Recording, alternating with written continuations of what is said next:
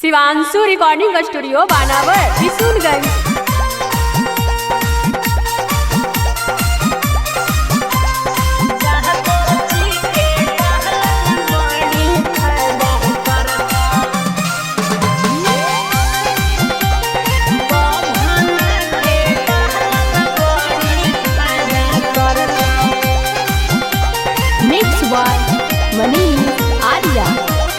हेगे चिखल में जैसा देख बार गे खोजे लगन करे जला गतार गे क्या हेगे चिखल में जैसा देख बार गे खोजे लगन करे जला गतार गे एकरा बाद हरज नहीं खैलो मैदा करता आगे तना अच्छा इलाज न डॉक्टर वैदा करता जादो जी के डहल बड़ी फायदा करता आगे तना अच्छा इलाज न डॉक्टर वैदा करता बभना के डहल बड़ी फायदा करता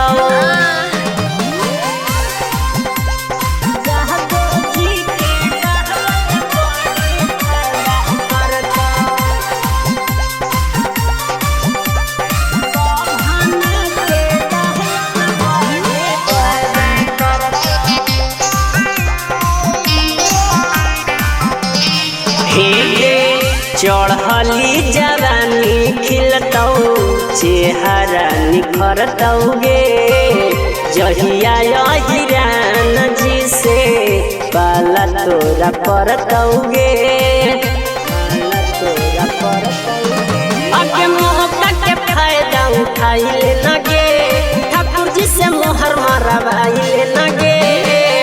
लाला जी भी काम नहीं तोरे नियम कायदा करता आगे तना अच्छा इलाज न डॉक्टर वैदा करता चौधरी जी के डहल बड़ी फायदा करता आगे तना अच्छा इलाज न डॉक्टर वैदा करता मांझी जी के डहल बड़ी फायदा करता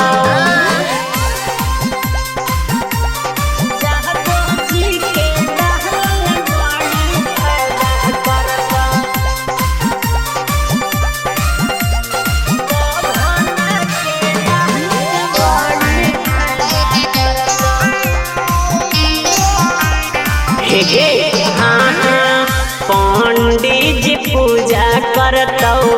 जर के अगरबत्ती गे कर दे तो छौड़ी तोर सामान सब छती गे